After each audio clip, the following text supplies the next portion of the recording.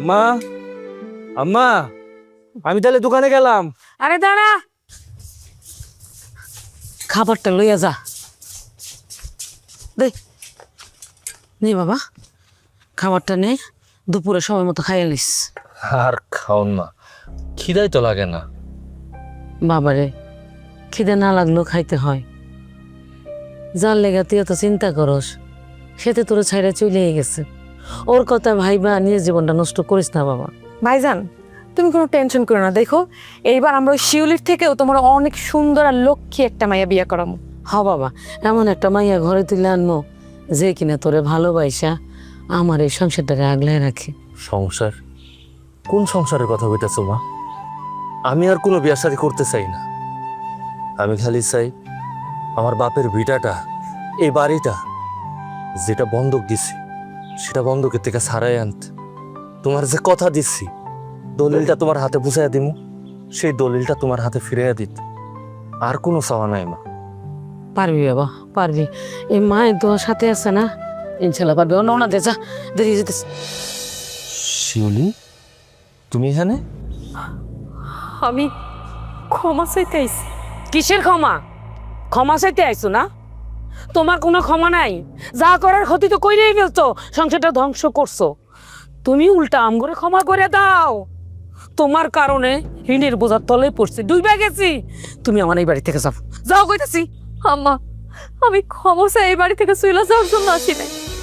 আমি সারা জীবনের জন্য এই বাড়িতে থাকতে আইছি। সারা জীবন থাকার জন্য আসছে, নিশ্চয় নতুন কোনো পরিকল্পনা আছে। ভাইজান, তুমি এই বদমাইটারে একদম বিশ্বাস করবে না। তুই থাম।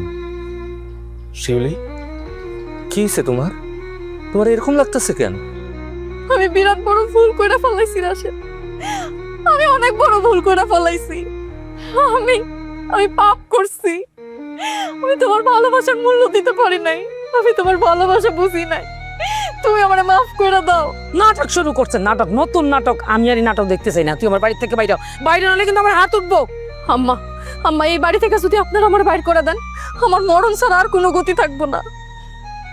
রাশেদ, যে রবিরে আমি অন্ধের মতো ভালোবাসছি, তার আমি বিশ্বাস করে সব টাকা পয়সা দিয়ে দিছি, সে আমার রাইখা পলায় চলে গেছে। আমি অনেক বড় ভুল করে পলাইছি। আমার আব্বা আমারে বাড়ি থেকে বাইর করে দিছে।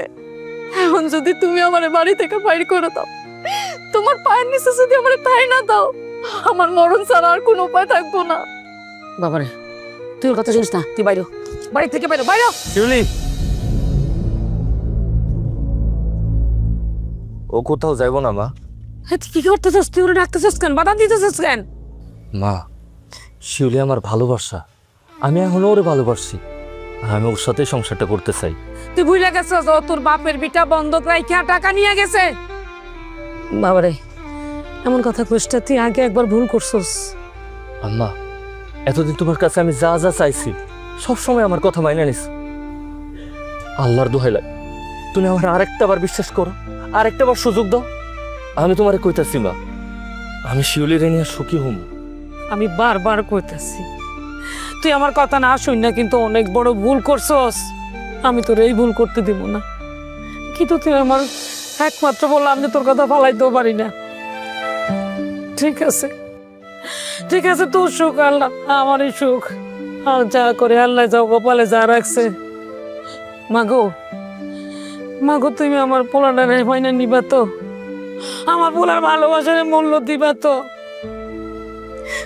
আম্মা, আমি আপনার কথা দিতেছি, মৃত্যুর আগ পর্যন্ত আমি আপনার ছেলের হাত ছাড়বো না। বিশ্বাস করতে ইচ্ছা করতেছে না, কিন্তু আল্লাহরে সাক্ষী রেখে আমি তোমার বিশ্বাস করবো। তোমার কাছে মাপ চাই, আমার পোলাটারে আর কষ্ট দিও না। জামাই বউ যখন খুশি, আমরা বেজার থাকি কেমনে? আসো না মা। কি ভাইজান, এই খুশিতে মিষ্টি খাওয়াবা না? খাওয়ামু না মানে? অবশ্যই খাওয়ামু। শিউলি, তুমি সুখে দুঃখে সারা জীবন আমার পাশে থাকবা তো?